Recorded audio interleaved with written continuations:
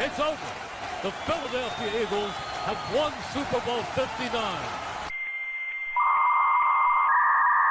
Ready, down, put. Hello? You play to win the game. I want winners. I want people that want to win.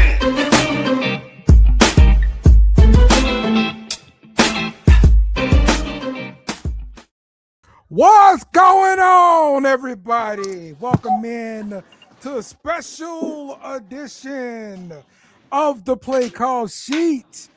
We going live on a Sunday after the Sunday night football game. We saw the Bears go down in the playoffs. Jake, what you think, man? Great game. Great Yes. game. You were getting restless. You were ready for the game to end. That was fine though. But I will say is that most quarterbacks end up having a sophomore slump, right? I mean, Caleb turned it around. I think he had a sophomore slump his rookie year. He impressed the masses this year. I'm glad he had a great turnaround, and that's for anything to come. I think the Bears are going to be a dangerous team for the next couple of years. Talk to me about that interception late in the game.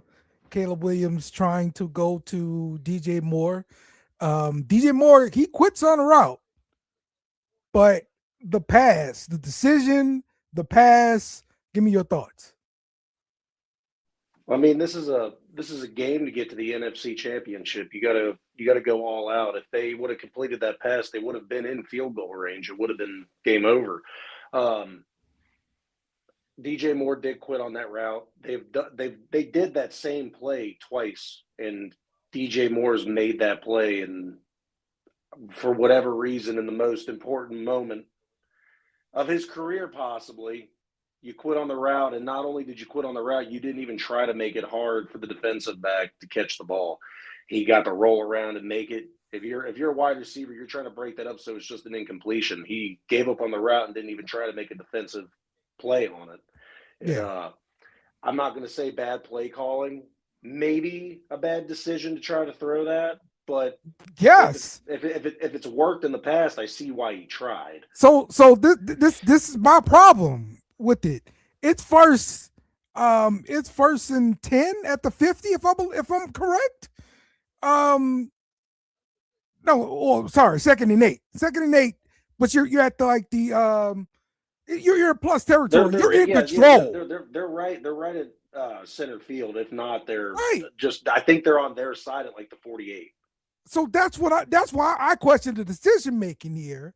Why are we throwing that kind of ball?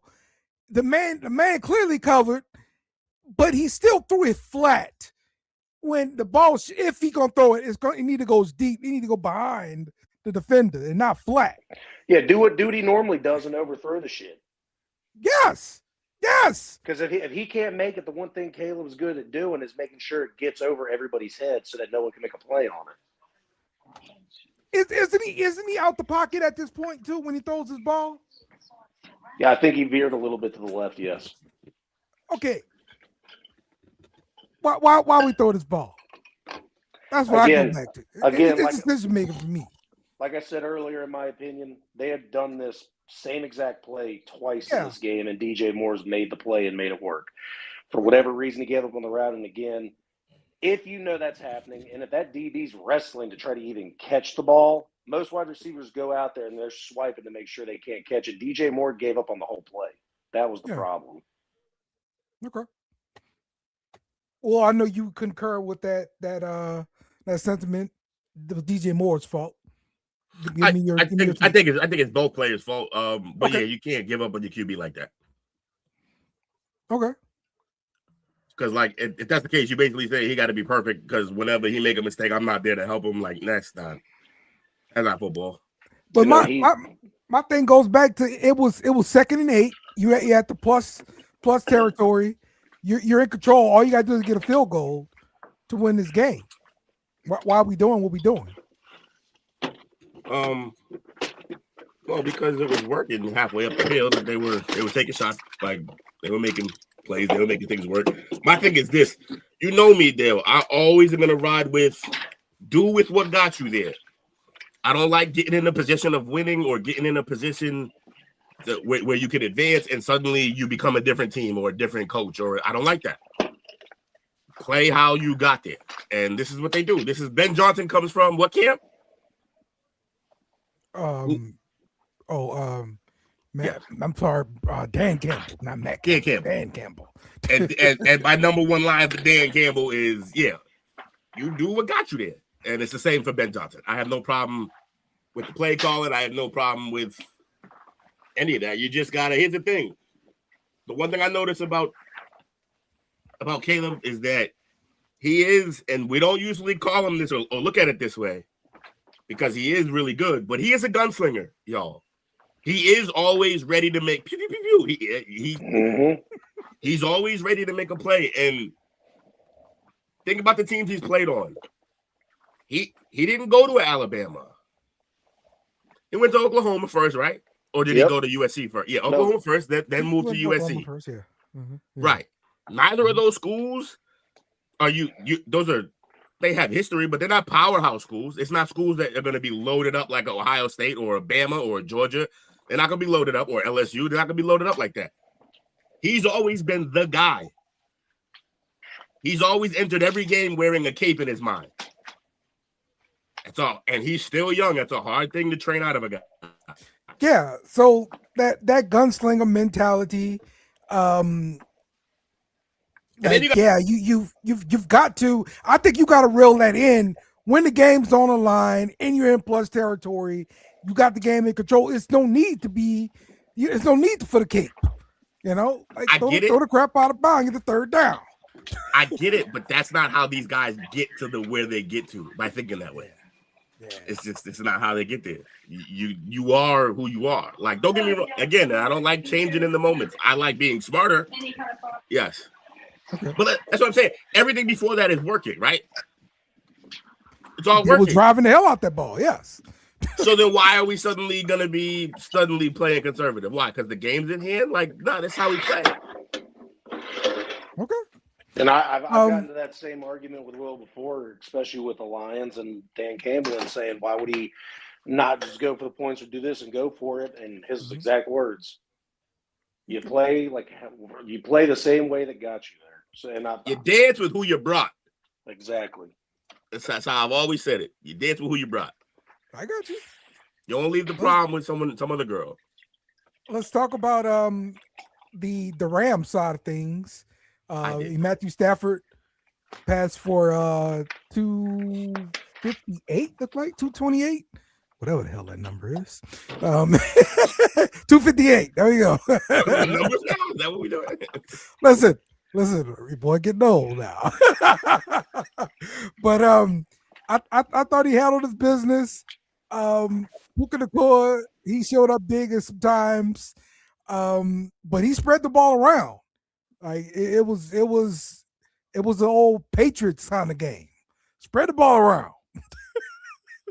Because they had to. Props to the Bears defense. Yeah, making it pretty difficult for that 1 and 2 receivers, those two top 10 receivers in the league. They made it difficult for them. Like the whole first half, a lot of stuff, they weren't getting space, they weren't getting open. So yeah, he had to start mixing it up. Otherwise, NFL refs slob on some P a dollar. What's good, brother? But yeah, man. The Rams didn't look great. Yeah. All I came away from this whole weekend was I'm not scared of any of these teams. Yeah. Not one. Yeah. I don't know. I kind of got that little bit of maybe I don't want to play Seattle actually, but other than that, I mean everybody else, yeah, for sure. I want to play Seattle the most. Well, we're gonna get to Seattle. We're gonna get to them. Let's stick with the Rams right now, though. So the defense, I thought they would have some sacks to their name. No sacks recorded for the Rams defense. However, they did make some other plays. Cameron Curl did his thing out there. Landman did his thing out there on the defensive end. What you guys see from the Rams defense? Pressure. Lots of pressure. They just swarmed to the ball a lot. They had troubles at time tackling Manungai, whatever his name is. I never get his name right. The running back. Mm-hmm. Yeah, no, you were right though. You said it right. Also, I still can't believe he made that throw at the end of regulation. Caleb. I'm listen. That was one of his day off. Like I swear, I'm sitting there watching him run back. Was just run back, straight back. I'm like, what the hell? I thought he was screwed because so he did his typical move where he drops back and right when he plants at the top of his drop, he likes to spin like a half spin and then spin back out of it because it plays the end who's coming off on him. But when he turned back around, the end and a tackle was there, and he was like, "Fuck!" So he had to run up out of that. So that's why he ended up just peeling straight back because usually he does his little peel around move, and it wasn't there. So now he's just running backwards, and I'm like, "Yo, this game's over." And then he turns around in the face of three linemen off his back foot, mind you, off his back foot over a defender, drops it in a bucket, fade away. That is why he was the pick that he was. That is why people love him because I'm and that is why you let him throw however he wants to throw, Dale, because you get those plays. Okay. I will say that the thing that impressed me about that throw too is the fact of I don't know how he was able to with three guys in his face. He was able to get square.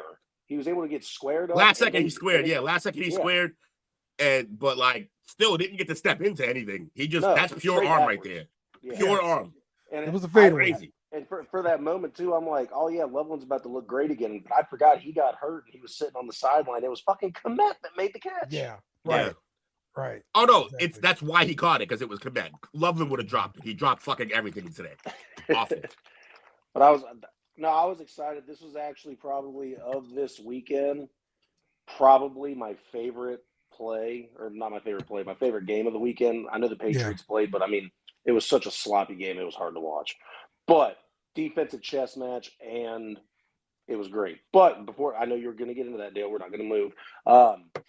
Did you guys notice that we had the same predicament that the Bills game had in this game with the Adams catch? It was literally almost the exact same thing. But they said Adams was caught in. Oh yeah, the pass interference, no pass interference situation. No. The interception. No, he means the same. He means catch at the same time, and no, it wasn't even close to the same thing. Oh, okay. He was clearly down. He had the ball, made a move, and then went down. It wasn't but Cooks was still down, or was that just mid catch, straight up whole catch all the way through? Is that why it's different? Because with Cooks the catch wasn't completed yet. This he clearly caught it, turned, but the guy had his arm in there, and then as they went to the ground, he strips it out. But he completed the catch, unlike Crooks. Got it. Yeah, Crooks. I call him Crooks. I've been calling him Crooks since his rookie year. Yeah, I want to know why DJ Moore stopped his route. Yeah, you know who else wants to know why DJ Moore stopped his route? All of Chicago.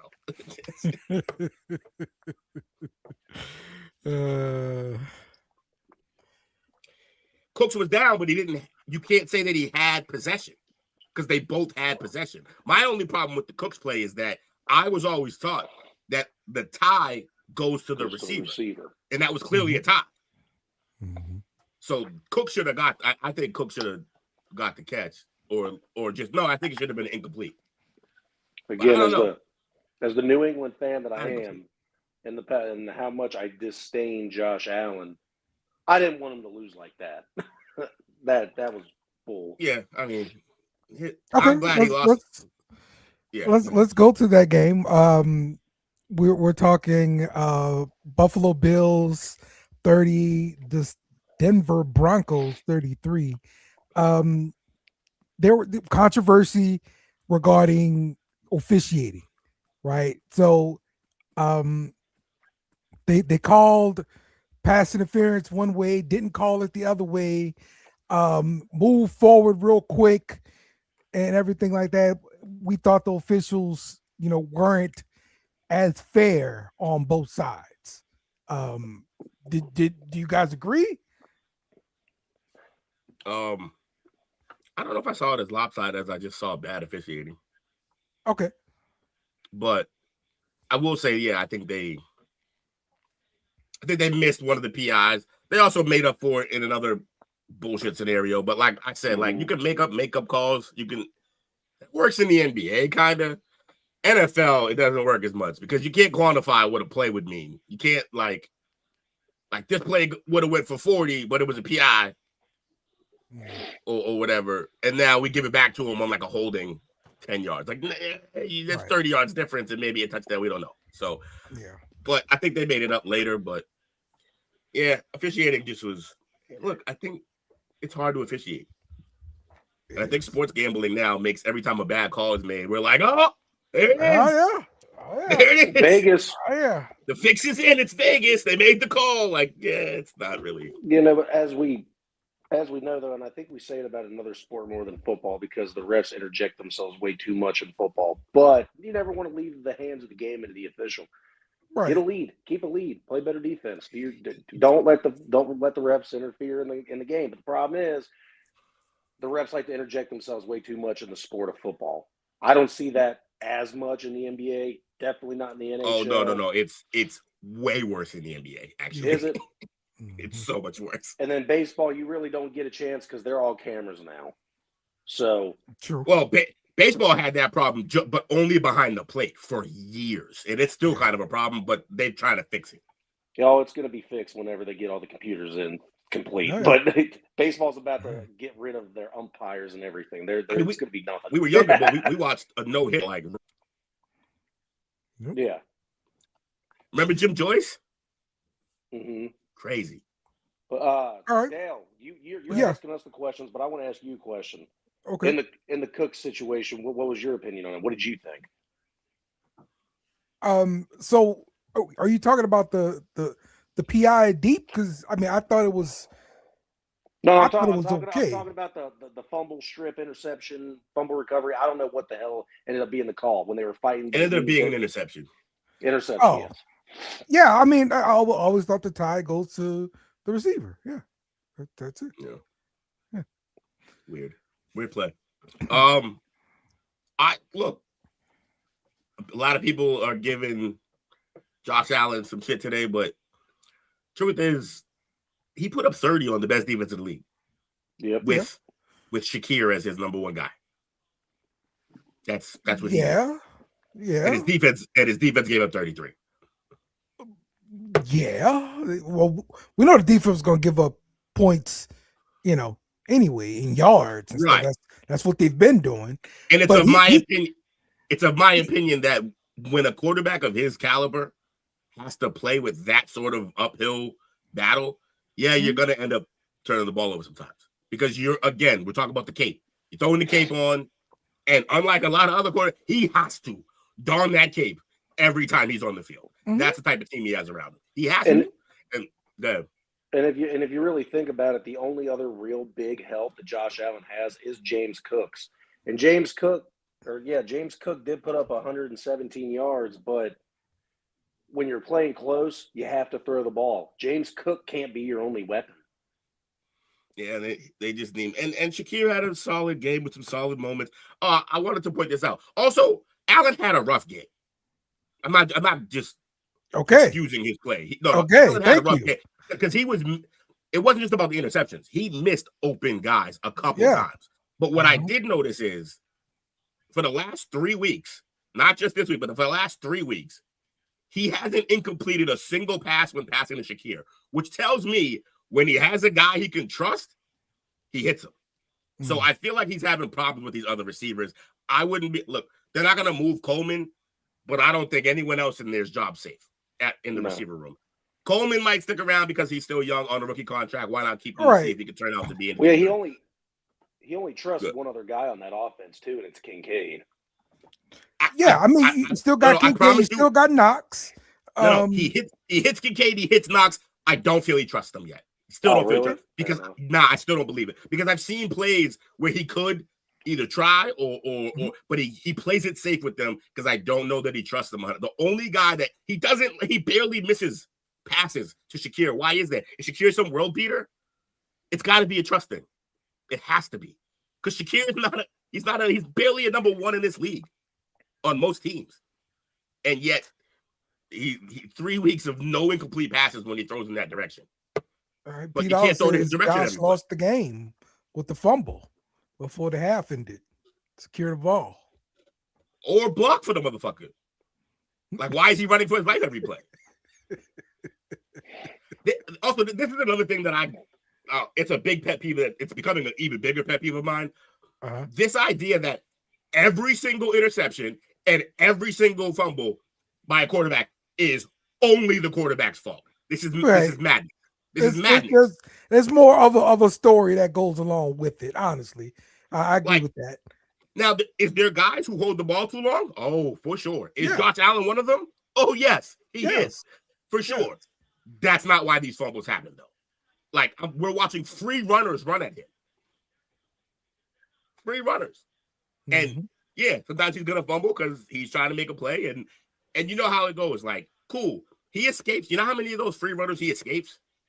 But the ones he doesn't, the ball might end up on the ground. But he escapes free runners every play. And I circle back to my same argument about Caleb. You got to live with that interception to get that touchdown pass at the end of the regulation. That's what you have to live with to get that other play. And it's kind of the same thing with Josh Allen. You got to live with certain things for Superman to be out there doing what he's doing. I got you. Let's flip it around. Yeah. Let's talk about Denver. Bo Nix went for 279, 3 touchdowns, 1 interception. However, at the end of the game in overtime, we're told that he broke a bone in his ankle, and Stidham is going to be the quarterback next week for the Broncos. Hold on right quick. Hey, Pete Dollar, did he not escape when he left only 13 seconds on the clock against what we think is the best quarterback in the league right now? Did he not escape?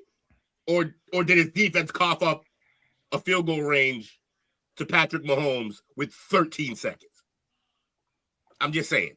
Like, he does fine. It just, I don't think he has the team there. Now, circling back. I forgot the topic. I was passionate about that one. We're talking about Bo Nix. Bo Nix sucks. That sucks, man.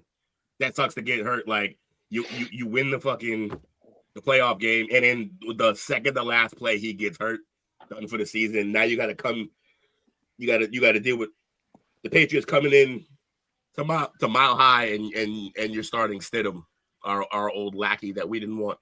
No one wants, really. Almost turned him tight end. Which would have possibly went worse than his quarterback career. Yeah. Yeah, Josh needs to get the same smoke as Dak. No, I don't believe he does, because I think they both have mediocre defenses, but he doesn't have a CD Lamb out there, and he definitely doesn't have a Pickens out there. I mean, good point. Hey, do you think your team will get the same results? If you're talking about giving them the same smoke, do you think your team will get the same results with Josh Allen as your quarterback over Dak? You'd be in the same position? I don't think you would. Playoffs, I think he does more. Tonight. Again, P. Dollar, are you ignoring the fact that he went toe to toe with Patrick Mahomes and the Chiefs in the throes of their dynasty, at the height of their dynasty? He went toe to toe and put his team up with 13 seconds left on the clock. If we're gonna keep ignoring that happened, I mean, not hearing all that, no excuse. It comes with the territory. Yeah, but that just seems bitter. Oh, my guy's getting yelled at, so this guy needs to get yelled at. Well, your guy isn't winning nearly as many games as the other guy. He's just not. With the whole team on his back. With the whole team on his back. So, like, can McDermott get fired now, by the way? Yes, it's possible. What coach Does is that still happen? out there available? Because Stefanski got ripped up by the Falcons, and then Harbaugh's now in New York. What is possibly left? Do you think this is a Mike McCarthy entry now, or what are they going to do? I don't Are know. you upgrading by bringing in Mike McCarthy versus McDermott? Are you upgrading? I don't think you are. I don't think so either. But something has to change, right? Sure. And it's not going to be the franchise quarterback. And I agree he needs to be held to the fire because you are a defensive guy and your defense sucked. What do you do here? What do you do here? Why are you here? Actually, you know what? No. You know what? You make such a great point there, Dale, that I'm going to switch. I actually do think Mike McCarthy would be an upgrade. He would at least take care of his side of the ball. We said a lot of things about him when he was with the Packers, but that offense was always clicking. So you're for sure then getting rid of the offensive coordinator who has clicked with Josh Allen. You're getting rid of that, and you're starting all over. That's what's going to happen. Then you know what? Maybe you're right. Maybe we need to go upstairs a little more. Maybe the GM got to go. Okay. Maybe the GM got to go because who was he fielding on this team? All right. I mean, we could say, because I can make a case, we could say McDermott's defense should be better. Who's on that defense? Washed up Bosa. Chime in anytime, guys. I can't think of the name on that. Tre'Davious White, the corpse of Tre'Davious White. Yeah, he's old. Old ass Shaq Thompson. No, well, Greg Russo is their premium pass rusher. Matt Milano didn't even show up the way that he normally does. I'm just seeing a lot of they feel like journeymen. AJ Epinenza. Okay. And look, again, we can talk about all the turnovers we want. They were in a position to win the game still, and the defense didn't hold their water. You can talk about all the turnovers you want. Like, should we? Oh, wait. So we're saying because of the turnovers, they should have been up 40 and it wouldn't have been a problem. That's still a good defense, y'all. He put up 30 on a great defense. You gotta get stops. You have to. Tom Brady didn't get all them rings not getting stops. They got stops and gave him the ball back. Don't laugh at me here. Do you think a Cliff Kingsbury could help out Buffalo? As a head coach? Absolutely not. But you would see him as an OC? Yeah. I mean, that's what he is. But yeah, like that makes no sense to me. Like I'm not trying to remove anything on the offensive side of the football if I'm management of Buffalo. No, except players. We could definitely remove some players from the offensive side of that ball. Yeah, but I'm saying the structure of my offense is good. I need to improve the pieces on the offense. Yeah, the personnel for sure. 100%. Yeah. Uh-huh. I mean, you could always, Hey, and I want $1 million P dollar. It ain't happening though. I think you could bring the ex-girlfriend back. I know everyone's going to hate this because of how bad the New York Giants stint was, but Brian Daboll and Josh Allen have a very good relationship. He helped shape Josh Allen into what he was from a rookie all the way to what he is now until he left. But I think that would be you want to bring him in to be a head coach? Yeah, I would, considering they have a good history together. They made it work in Buffalo. The offense was better then. I'm not going to lie.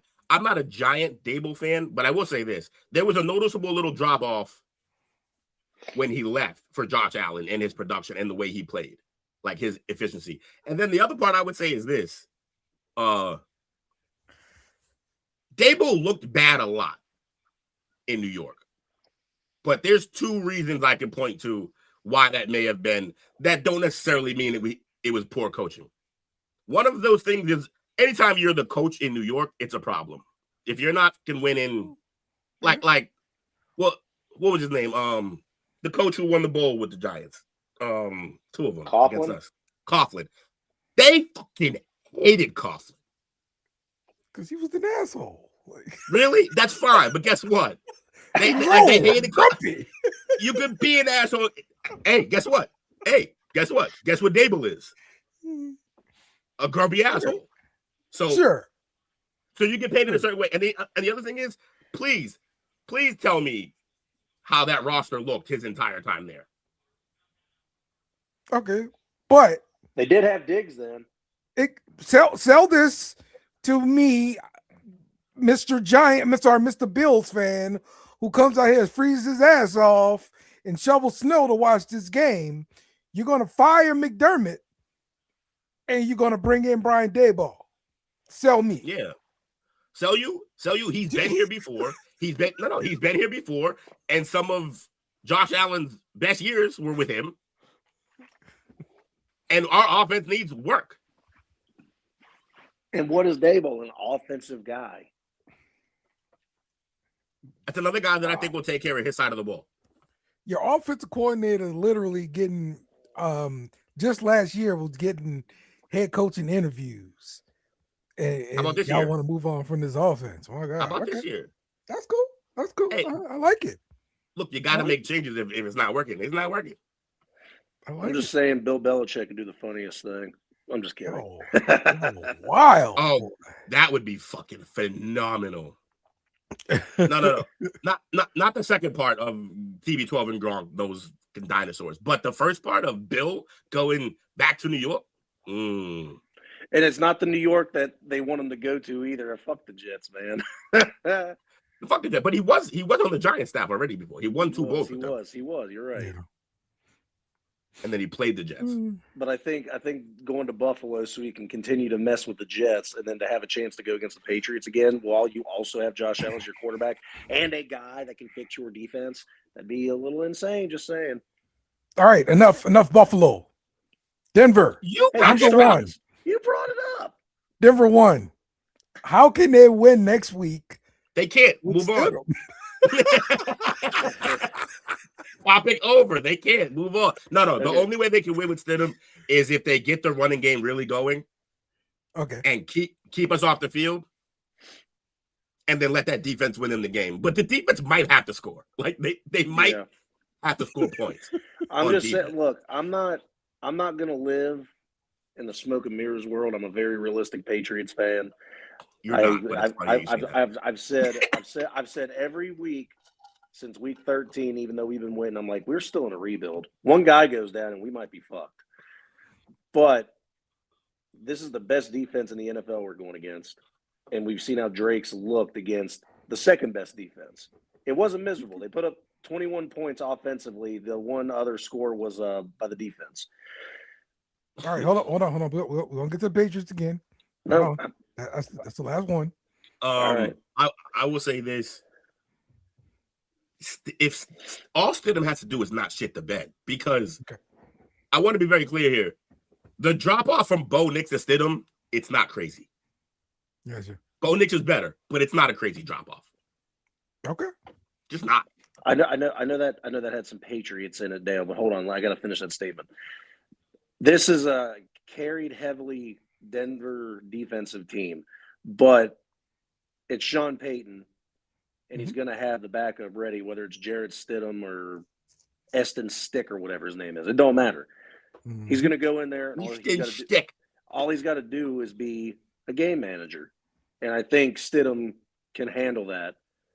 But it's going to be a very boring-looking offense. Not much throwing, R.J. Harvey reliant, and short passes. You're not going to see any bombs from this team.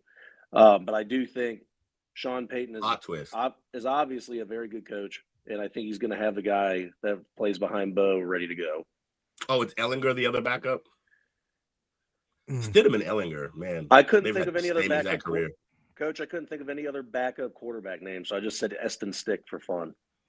They've had the same career. Bring back Tebow. Hey, he won a playoff game. So against the Steelers. Sure enough. Rest in peace, Demaryius Thomas. Took the slant that hurt around the world. Yep. Then they fired his ass. Immediately, expeditiously. And the coach, by the way. You're both gone. Yeah. It was crazy, man. All right. Seattle Seahawks 41, San Francisco 49ers 6. Seattle absolutely dominated this rematch. and got lopsided pretty quickly. They jumped out 17-0 early on. Took a kickoff return for a touchdown. Never really looked back. Man. Thanks, Saints, you bums. I mean, he did his thing. He returned the kick. Again, he was more than a kick return in New Orleans, but I digress.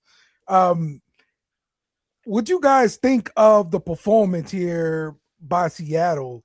I didn't picture this being a dominating performance at all. This level of dominance, I won't say that's predictable, but a big win I thought was predictable. That's why I picked the Seahawks. Because, look, it wasn't just that. I thought if both teams were full strength, I still think Seahawks were a better team. But if both teams were full strength, I might have taken the Niners because I trust Purdy more. But, like, bro, that defense is too much, especially when half your offense or the big pieces of your offense aren't there. They got Ricky Pearsall back, but you could tell he wasn't really himself. Jarrett Stidham has a lot of similarities and skill set to Bo Nix. They can run the same system and the same plays they've been running and don't have to change anything. Yeah, that's what I'm saying. Like, I don't think the drop off is crazy. It's a similar play style, and he's just not as good as Bo, but I don't think that's by like a margin that, anyways. Yeah, Seahawks are just a lot better, and I think the injuries finally caught up to the 49ers. Plus, it was kind of a kryptonite situation where, like, the Seahawks are really good at stopping the run. Well, the best part of their offense in the 49ers is their run game, so it was like they ran into the one thing that they couldn't deal with, especially hurt without Kittle. No Kittle, man. The minute I heard that, I picked the Seahawks to win because that's just too much of a loss at that point. Yeah, they're still trying to pick up all the white tape in Seattle right now. They were, taking names and taking numbers, and it was a gruesome scene in Seattle. That is going to be that's the team I believe is representing the NFC in the Super Bowl. I don't think the Rams stand a chance. I really don't. And if the Seahawks win the Super Bowl, I will officially not call Sam Darnold a bust anymore. He will completely redeem himself in my eyes. Well, he's already proven pretty good. Yeah, like he's already removed that stigma from my life. No, not at all. He's still an interception machine. But if he makes how many other quarterbacks are throwing picks right now in this playoff alone? I don't want to hear it. I don't care what you want to hear. You're gonna hear it. It's a fact. But not like if you're Minnesota and Sam Darnold goes over to Seattle and wins the Super Bowl, you feel like dumbasses, right? That's what you get when you try to draft a Michigan quarterback that sucks. Yeah, you had to add that stupid little part at the end because you realized halfway through that Tom Brady was from McClucking, Michigan. No, I had to. It's just the haterade in me. I'm drinking haterade tonight. It's tonight, he says. Oh, speaking of haterade, coach, are people getting fired in San Francisco finally? I mean, coach has been predicting this forever here. He's been saying it since I met him. What? Somebody getting fired in San Francisco, man. Somebody getting fired. Yeah, as long as I've known him, he's been on that shit. I don't know. I don't know how, and I don't know what team, but I'm telling you, next year it's not going to be a firing, but Robert Salah is going to be a head coach again. Yeah, I think he's gonna get his a coaching gig this time around. Really? Yeah, we heard I'm sniffing the Cleveland Browns here. The Cleveland Browns head coach has been hired by Matt Ryan, who is now the GM of the Atlanta Falcons, and that was his first move. So, congratulations to him. With that, I thought that was connected to the Salah thing. It wasn't though. It wasn't. Just another coach getting the job. I don't think. The problem is that they don't have a quarterback in Atlanta, and we all see how well he's doing at picking a quarterback. So I feel like they're going to go. To be fair, I don't know that he had a lot of control over that because I don't think he wanted Shador, and I don't even know if he really wanted Dylan Gabriel. It seemed like he was pressured to make those picks. And again, draft picks aren't always the coach. Yeah. I think Patriots fans, we think it is because Belichick made those calls, but that's not every team. Yeah, every organization runs their things differently. I know with the Saints, the head coach is heavily involved. So when they miss, I'm blaming them. That's fair. It's fair. It's why we had it's one of the reasons Bill got run out of New England, because he's making the picks. And yes, I can honestly say Bill the coach, I think he was still doing fine. Bill the GM fucking lost it. Terrible. He lost it at the end. It was really bad. But I mean, we saw the glimpse of him during COVID, right? Where everybody was at home doing the draft. He had that one little laptop up, and he even closed it at one point and went to go do something else. Like, oh hell! then they had the funny shot where like they took a picture where he's not at the laptop, but the dog was at the table sitting in front of the laptop. And that was an adorable and great moment until we saw the teams he produced for the last 3 to 5 years, and we were like, "Is he really not in the dog?" Yeah. No, I'm just saying. I mean, you look at some of these first round picks that Bill has done, and you just really scratch your head with it. Will said earlier, Cole Strange. You got N'Keal Harry, Rasai Doling. I mean, there's another failure. There's just a bunch of these first round picks that you see, and you're like, you could have got that guy in the third round, Bill. What are you doing? He literally treated this like a mock draft, and we saw it firsthand. Well, Bill started drinking his own Kool-Aid. He started drinking his own Kool-Aid because remember, it was years of him doing that and finding absolute diamonds in the rough. We got Julian Edelman. Who the fuck is Julian Edelman? Oh, I don't know. Only one of the leading receivers in playoff history. Okay. Yeah. We just figured that one out, I guess. He came in, he made Troy Brown play 6 positions, and it was amazing. Like, everything he was doing worked. And then suddenly one day he woke up and drank too much of his own Kool-Aid, and he's drafting Cole Strange in the first round. It's just the Browns are only going to be able to hire a desperate head coach. No one is going to want that job. If Shador isn't Pat Mahomes, it's your fault.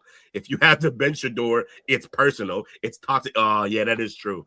Because if you play him and he's not good, well, you can't coach. And if you bench him, well, you hate him because it's Dion's kid. Yeah. Like there's no way to. That's fair. It's all fair. James would sound. Yeah, bring in Prime. And this is why you never want to be the head coach of the Cleveland Browns or the New York Jets. It's the shit you deal with. You could take that Giants job and still somewhat be happy. You could take the Raiders job and still somehow figure out a way to be happy because you're in Vegas and you drink all the time. You got other jobs, but you do not want to coach the Browns. Bring in Prime, man. Can we revisit? Can we revisit how we rate or rank Coach Ryan for what he was able to succeed and do with the Jets? Because everything before and after has been a dumpster fire. True. Will he is such an adamant hater too. The way that he picked the Texans the day he had Gillette was just my blood. Oh no. But that's it's funny that you would call that like a hater, but that's literally what you do with everything Michigan. He's like, I'm not fucking with them. They put me through hell. Like, I don't rock with them. Hey, he keeps it a buck though. He does. He stays in that lane and he never moves. It doesn't matter. They could be undefeated and he'd still pick against them. He cannot stand us. Also, remember, he dealt with us twice because when his unit of the Ravens was always dealing with us, he was dealing with Brady then. Yep. So like, it's crazy. All right, let's talk about the game. Houston Texans 16, New England Patriots 28. I mean, look, the Patriots forced 5 turnovers, including a pick 6. Definitely overwhelmed. Poor CJ Stroud there, who were without his weapons. That's a great comment. Frame that one. Just wasn't good. Talk to me 2 bums. This game was a dirty bum taking a shit by a dumpster near a Denny's. Like this was the Denny's. The Denny's, bro. The Denny's. Denny's catching strays, bro. You ever notice that that's always my go-to for the strays? Denny catches so many strays for me. I don't know what my beef is with Denny. I don't even know what the beef is with Denny's, to be honest. I just think when I think Denny's, I think dingy. I don't know why. But yeah. Waffle House, what you mean? Nah, hey, but that's my people. I'm not doing that to them. Fair enough. But listen, this game was just sloppy. Neither quarterback had any ball security concept at all. There was turnovers. I think there was 8 turnovers with like 5 minutes to go in the third still. There was 8 turnovers in this game. That is atrocious, y'all. Will, that's not football. You're too good of a friend to call me out on a live show, but I'm gonna do it myself. I had a moment, Dale. I sent Will a text that I guarantee he'll never get rid of because he's going to use it against me when Drake Maye starts going off. I said Drake Maye is turning into Mac Jones before our eyes. And I was like, yeah. I'm like, yo, you're in danger of overreacting, Jake, which is his fucking base mode. And like, yeah, I'm just like, yo, bro, let him cook. He's facing one of the best defenses in the league right now. So, you know, let him get back. But he wasn't playing great first half. He wasn't. But he turned it on. He turned it on, started making the passes. 3 touchdowns in the game. Shout out LSU, Kayshawn Booty. Let's talk about that one hand. No, LSU all over. No. LSU was all over this game. Because over, bro. Isn't Chiasson also LSU? Yes. Wait, who? He made plays all night. Chase on 44. Oh, Chase on. Yeah. Caleb on Jason. Yeah, that's hey, right. I feel like I'm dead wrong here. Did Carlton Davis go to LSU? No. Okay. I thought he had 2 interceptions that game. It was crazy. Yeah. And then he had 3. Then he had 3 PIs, and they benched him. Yeah, Kayshawn Booty, one hand touchdown. This comes after another great catch for 30-something yards on that drive too. Listen, the kid need to understand. Throw the ball to your guys, and good things gonna happen. Hey, Pop Douglas got a touchdown today. Hater. The guy you shit on. Yeah, Pop got a touchdown. Diggs got a touchdown. It's almost like we used everyone, Dale. What a novelty, huh? Throw to whoever's open. Is that what he did? Man. Get the ball to you guys. You guys got to get open. The one to thing get the I ball to want the to look guys. into, That's though, what I'm trying to tell you. Yeah, the one thing, because he looked real slow on the one pass that I thought of that he was going to get a catch with. I think he picked up the Jets and was able to hit some moves because Kyle Williams was open a couple times tonight, but the ball just wasn't thrown well. Well, there was a play that Kyle didn't make because he's a rookie. And not just a rookie, he's a rookie from a simpler system, he's not caught up to speed to the NFL receiver yet, which is why you don't see him a lot on the field. But Maye made the right play. Yes, the ball was supposed to go deep, but Maye realized that the corner was with him on his hip. So Maye dropped it on the outside, and he had no idea where the ball was or where to even look for it. And that was on him. Stroud's agent now has to call Nick Casario and tell him he wants 4 years. And with this being the last thing everyone saw. Yeah. But he's going to get it. He's going to get it. Why? Because if they don't pay him that, someone else will pay him that. No problem. He did. The thing that I'm impressed with Kyle Williams though, is that the moves he uses at the beginning of the routes to get open is ridiculous. He's so quick off the line and jumps the corner every time that the corner's playing catch up the whole time. But he doesn't look back for the ball right away. When you make those moves and you got the corner beat, instantly turn your head around so you can show that you're open. I mean, he could do so much more, and I'm excited for what the future holds for him. It's just his rookie year. I mean, I don't care. I'm just happy with what I've seen so far. Right now, I only see him create space on 9 routes, really. Going deep.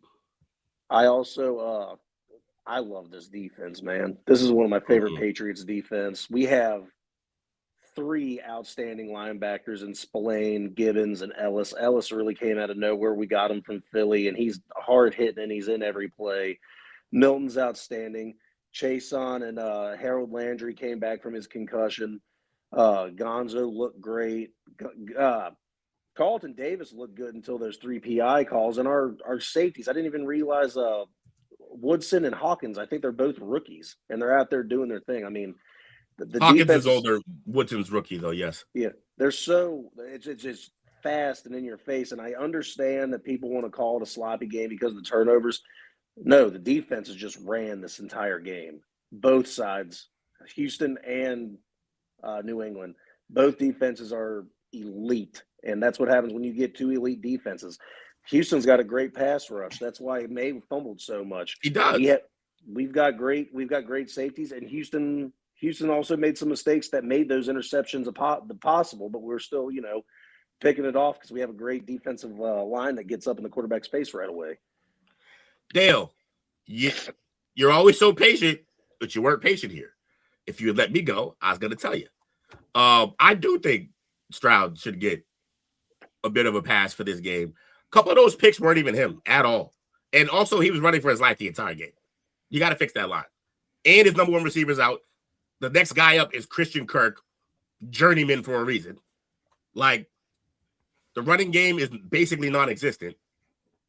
I'm not exactly sure what Stroud is supposed to do for the last 2 weeks. Like, I don't really. I mean, last week he has guys snapping the ball at his chest while he's trying to make calls to a receiver. Like, no one is on the same page. You got receivers not just dropping passes, dropping them high. Nice little tip. They're volleyball. They're setting up a volleyball spike for the team to come pick it off. And so like Will said too, Collins is out. His second best target, Schultz, gets hurt and is out of the game.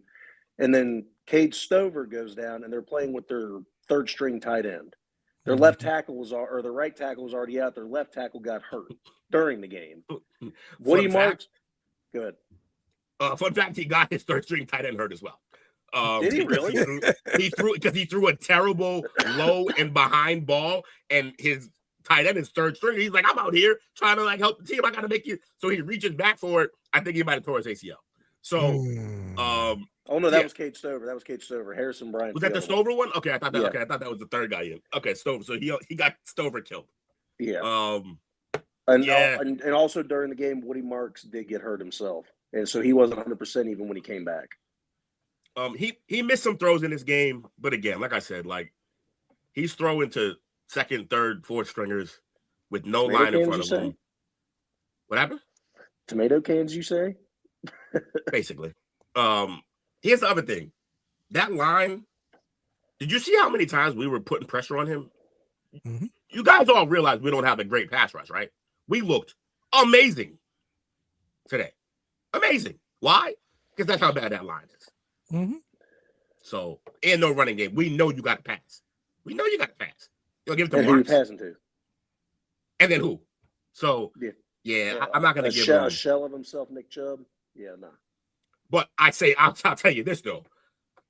He's on, no leash. Not a short leash, but, it's not even a leash anymore. We're just holding on to his collar at this point. Because that's the other problem, too. I don't compare these two quarterbacks. I'm just noticing from just today, there were two completely different attitudes of quarterbacks. Caleb Williams didn't play that great until close to the end of the game.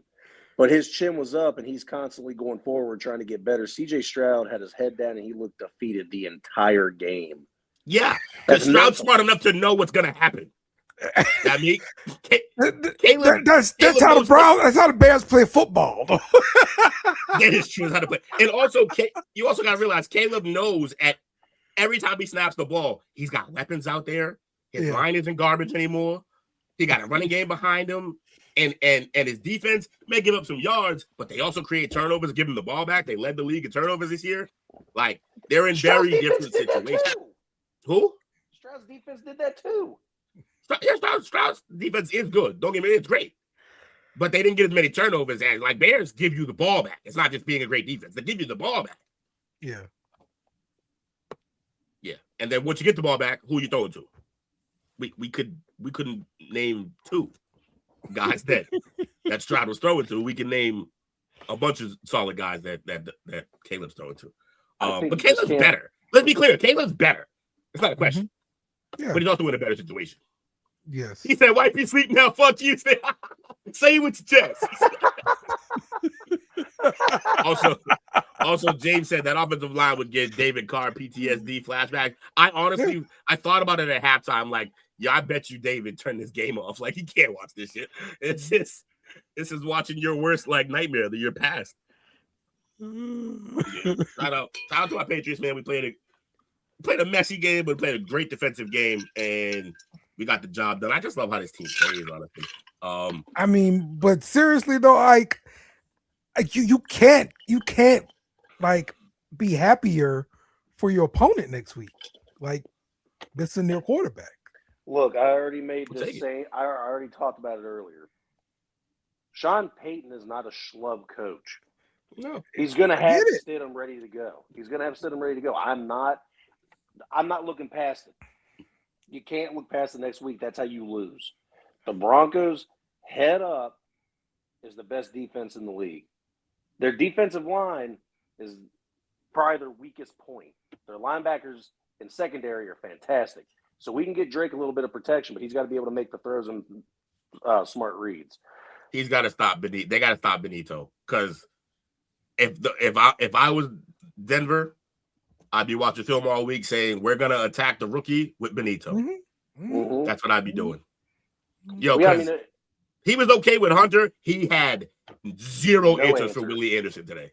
Zero. Yeah, no. That dude was killing him. Once Houston realized that, they put Anderson on that side the whole time, and he just was eating.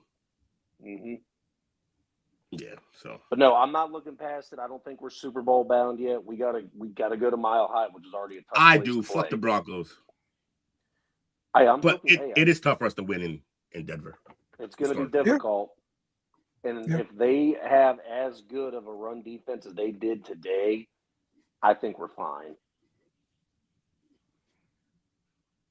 Seattle has to do the chat. I think Seattle defense might be better than this.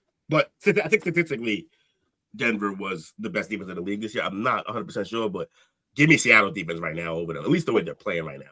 But the thing is, if you look at it too, you could go ahead and say New England didn't play nobody this year.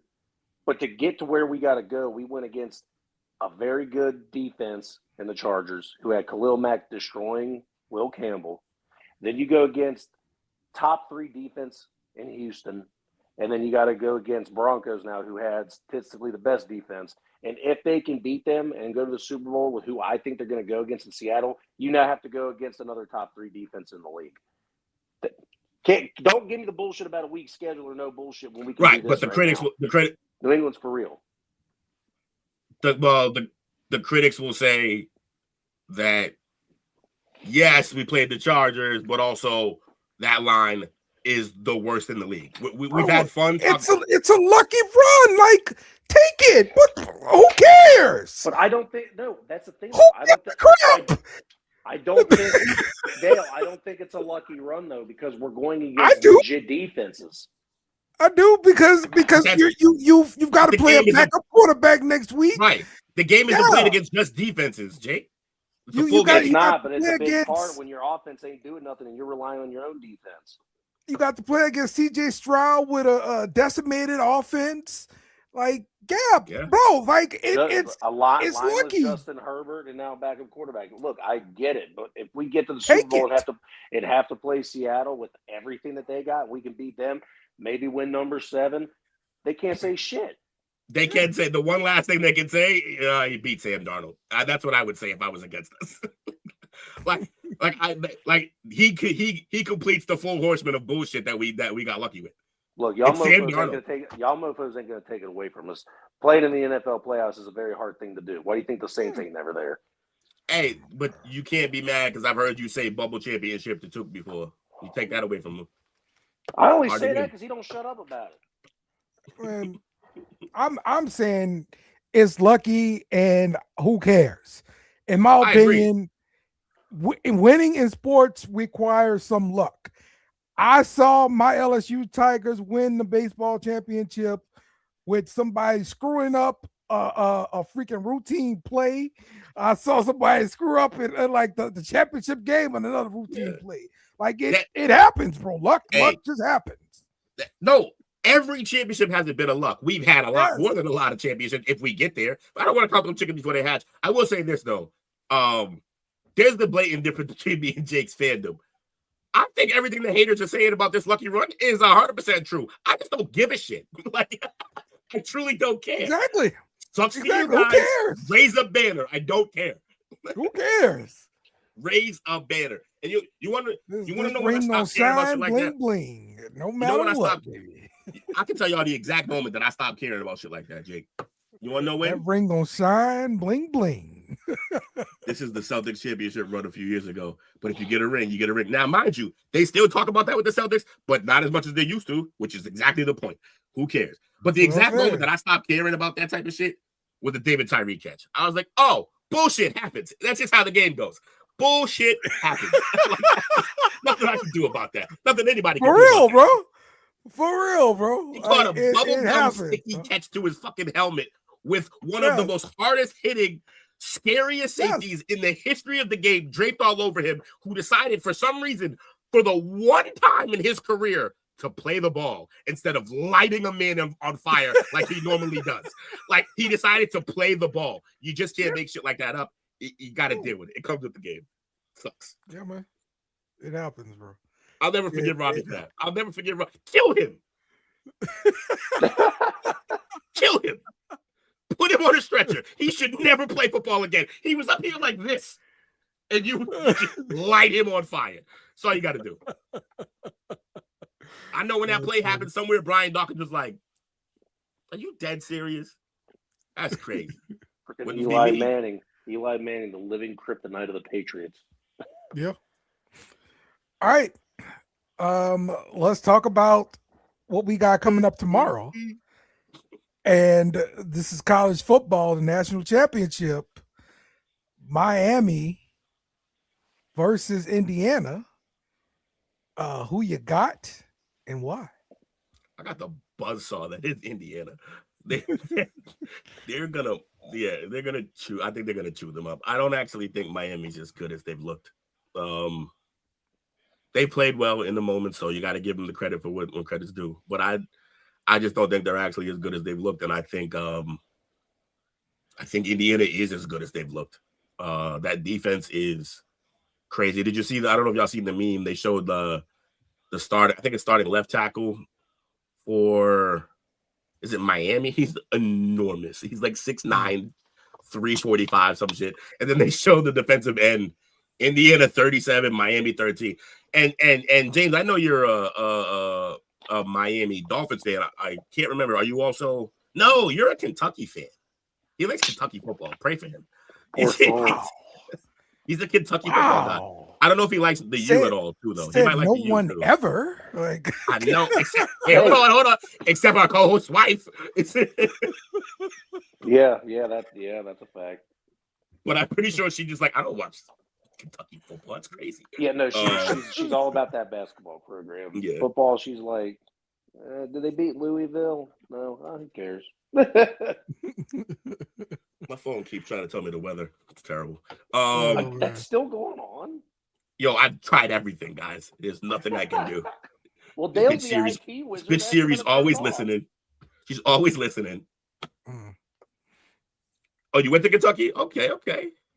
No, sir. All right. You get a pass then, sir.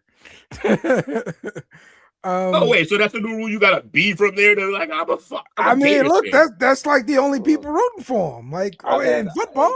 I've had that. I'm about to say, Mr. New Orleans, who lives in Arkansas. I've had that same argument with Tyler Speedwell. You didn't go to Ohio State. Why are you rooting for him? Bitch, I live in Ohio. That's why. Did he go to Cincinnati? Did he play for the Bengals? Like, no, motherfucker went to Cincinnati State, the community college. Why isn't he offended? That he's actually the real blasphemer. You need to get on him about that. How you repping Cincinnati? You went to their rival school, and then tells me, well, then you should definitely be a UC fan. I was like, fuck UC. I like Xavier. Yeah, you guys are struggling over there. But yeah, I love this game. I think it's gonna be. I don't know if it's gonna be a great game. Okay. I'm not sure. Hey, look, the one thing though, no matter how good that defense is, they need to get a hold of Tony, or it's going to be a long night because that kid is electric. Yeah, man. I don't think I felt that way watching this type of receiver since like Percy Harvin. Not Percy. Percy Harvin. No, yeah, it's funny you said that because when I was talking to Lewis about Tony, he was like, best Tony ever out of Florida. And I'm like, yeah, easily. He's way better than Kadarius. I was like, the problem is, though, that the last time I've seen Will this hyped about a guy with the last name Tony, he ended up flopping. I hope that don't happen to this kid. Mm-hmm. I think Bane shows up better in this game just because I think, Mendoza is more of a traditional quarterback for him to rush versus that Ole Miss offense where everything's off balance, and your quarterback's out the pocket all the time, so you don't have a traditional target to go after. So I do think there's some rules. I do think that the Miami speed is going to play a factor. But I also think this is going to be a pass-heavy Miami type of game because I feel like Indiana's defense is made to stop runs as well. So I think Mark Fletcher might get taken out of this equation. But Indiana's dismantled everybody. I don't know what Miami's plan is to stop that from happening, but Cignetti ain't happy unless they're up 50. So he's still not happy. It could be he's not happy when they're up 50. This could be a dog walk, or it could be close. It just all depends on Carson Beck. Got to remember, this guy will now be his third national championship game. He knows what it's like being this life. There will be no nerves. He'll be ready to go. But if he goes out there and he does Beck things like throw the picks and all the other stuff that he's done in the past, it could be a long day for Miami. But if he's out there, he's a man. He's 40. Yeah, if he goes out there and he's a little pinpoint, Miami could do something. Is it 7th season? Something like that. College football? Yeah, I think so. I think it's pretty crazy to be able to say you've been to 3 national championships, though. Yeah, I feel like that. absolutely. I feel like a lot of people. I feel like there's not very many people that can say that. That's crazy when you tell everyone you're 30. Indiana is a 7.5 point favorite. I mean, listen, if you were talking at the beginning of the season and somebody gave you the spread that says Indiana was going to be a 7-point favorite in the championship, you would have been like, you are freaking insane. To be fair, they team out of last season. So like the season before, like people, they were on the radar. But yeah, you still wouldn't agree with that spread. You'd have been like, yeah, okay, but Hey, and look, I know you were saying that about. You'd have been like, who are they playing? I know you were saying that about Carson Beck, Will, and being old and everything in the league. Let's not forget, Brandon Whedon was playing college football at 28. True. Someone's got to be. He was old as shit too. But didn't Whedon go on mission or something like that? Wasn't he a Mormon? I have no idea. All them Mormons, they go on like a 4-year mission, and then some of them come back to college. I know that's what happened with Taysom. That's why Taysom's so old. Right. All the BYU, like a lot of the BYU guys, this happens to. Right. I don't think Whedon was BYU though, but. I don't know exactly what the story is, but I'm looking at it. It looked like he was pursuing baseball first. Like he was. Coach just said it, baseball. Yeah, he was drafted out of high school and he had poor performance, and he was able to go to college and play. So he was in college from 24 to 28, I would assume. Judging by how fast Coach answered that, Whedon's from Texas, isn't he? Oklahoma. From Oklahoma? Oklahoma City. Oh, really good point, James. They're a 7.5 point favorite, and they're playing at Miami. I forgot. This is not a neutral game. But it doesn't really. It's the thing, though. It's not neutral in the sense that Miami doesn't have to travel out of state. Fine, but like, do we think the Miami population is going to be in that game? They're not. This tickets are $12,000. If you see Miami, what does that got to do with this Miami? We living it up in Miami. What you talking about? Right, you're spending all the money. It's all gone already. it's been raining strip clubs. What money do they have? This is all going to be executive and shit. Yeah, that's outstanding though. Really, really good achievement by Miami, being the first team to play And it's probably not even possible for most of the teams in college football They're not to playing. play a home game Right. in a national championship at your home stadium, right? See, he gets it. They ain't gonna be at the game.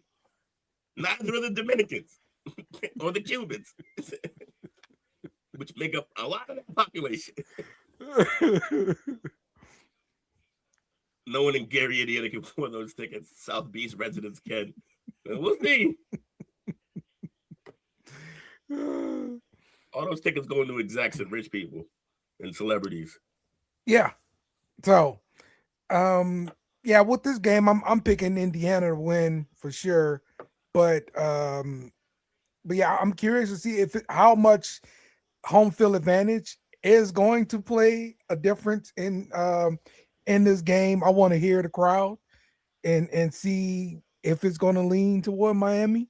That'd be great if it does. Good point also about Carson Beck being in multiple national championships already. Freaking super senior. The guy is going to be poised and ready to go. So that should benefit Miami. It's just Indiana, everybody old. We all been, we don't want to go to work next year. This is our last game, but we got to get real jobs. A lot of both sides of this roster is gonna be selling insurance in a couple of days. Yeah. So yeah, Indiana's motivated to win. All right. These dudes can work in Indiana media for the rest of their life. I was part of that Indiana team that won the national championship. Oh, buy this car. Yes. I want to buy a car from this guy. I can shake his hand. Oh, exactly. man. Indiana car dealerships about to raise up. They about to have all the sales. Exactly, man. Like, yo, let's do this thing, man. Who you got winning? Who you got? I got Indiana. Think they cover? 7.5. No, I will say they won't cover. James says they have 9 draftable players. 9 draftable players. Okay. Play games? Play games. Yeah, 9 draftable players. I got you. All right. Buy it. What round we thinking? Yeah. They got 1 going in the first. I just know the star and the blue chip ratios are nowhere near the same. I think the wide receiver gets taken. Surratt second round. Mm-hmm. I can see Surratt second or third round. Also, I'm taking Indiana plus 12.5. You're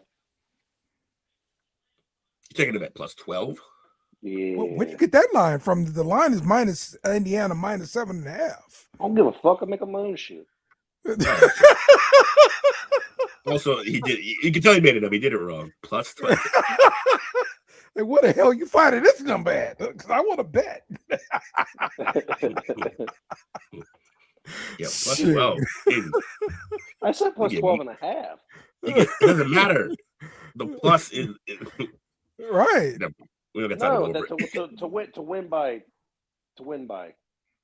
Yeah, that would make them minus 12 favorites. Yeah, there you go. I'll take that. Indiana winning regardless, straight up. If minus 7 or 16. Okay. Yeah, I got Indiana winning. I got probably. Definitely. So, all right. Final thoughts, Jake. Final thoughts. Neat tidbit fact. It'll now be 15 straight years of either the Patriots or the Chiefs in the AFC Championship game, just so everybody knows. There you go. Dominance. Lump yourself in with the Chiefs. That isn't a fascinating way to just. It is. Because that makes you ignore the 5 years of desolation that we had here. Like of absolute dog shit football. Like if you say that stat in 50 years, they're like, oh wow, those two teams were dominant.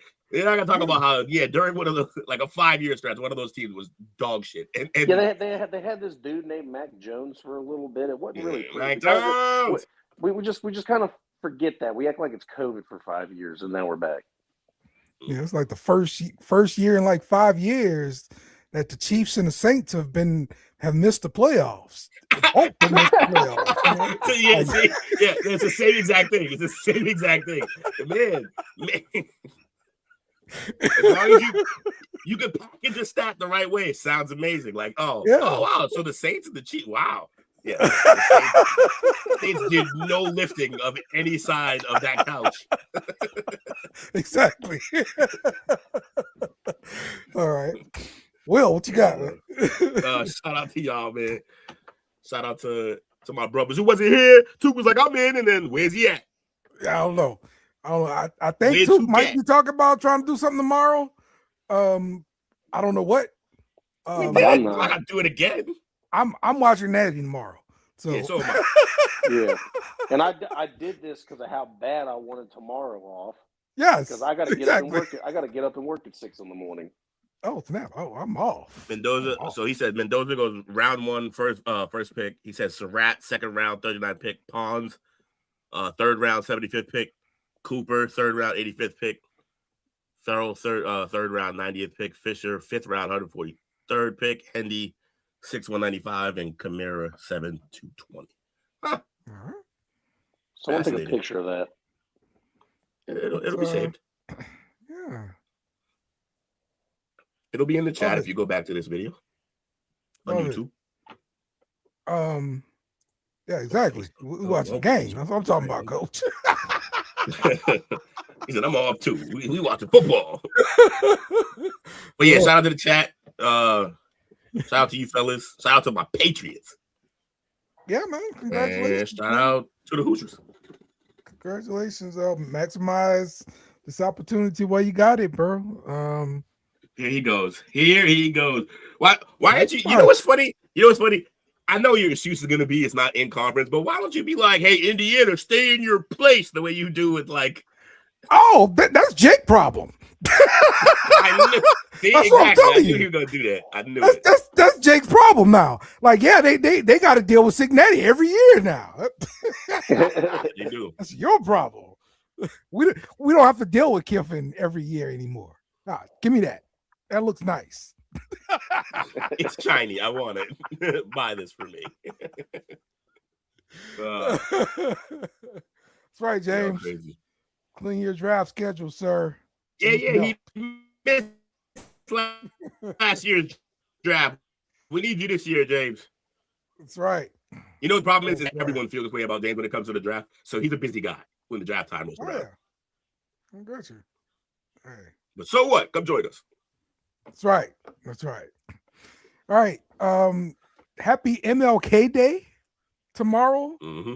You guys go out and celebrate, especially if you're in the Memphis area. It is free admission for the Civil Rights Museum tomorrow. It's going to be packed. Still go. It's going to be fun. You see this? That's a crazy one. Signetti didn't he sign long term? They got a buyout. Hey, I mean a buyout ain't nothing for the for Jerry. Jerry gonna buy him out? That'd be great. Yeah. He's talking about building another stadium. So hell. Is he? Oh yeah, Kawan too. Is he really building? I saw that he's building. But what is he building it for? Cause this one's like 10 years old. We got to build another one. No. Jokes aside, you nuts. I'm saying, what is it actually? Because you can't say that to the public. So, what is he actually building it for? No, the article just said it was like going to set a new standard for stadiums and all this kind of stuff. That's all I saw. But no real reason why.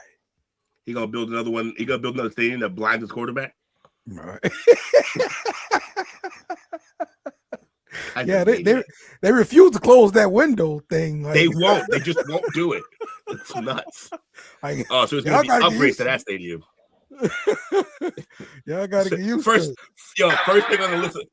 First list on the thing on the list of upgrades is fucking giant window shades. We're getting Venetian blinds. It's just the biggest set of Venetian blinds you could find. Like, yes, and we open and close them. When we are offense, closed. When Not we're defense, we open. Yeah, exactly. Tax write-off. That's exactly why they built another stadium. That crap is insane. But I bet I bet you they get the city to pay for it. This is his opportunity to fix his fuck up. I can't admit wrong. He can't admit wrong. Yeah. So. All right. We'll be back at it Tuesday. Apparently, yes. You might see Took tomorrow, but he will be alone. Hey, if Took jump on live tomorrow, y'all check him out. But yeah, we'll be back Tuesday for the chop up. Bring a friend, bring your enemy, homework? Bring everybody. Huh? We got any food homework? No, we come up with something. Okay. All right. Let's right, do it. Khalib. Right. Khalib, see you fishing. Thanks for watching our show. Remember to subscribe for more shows on the network. Smash the like button, share, and comment.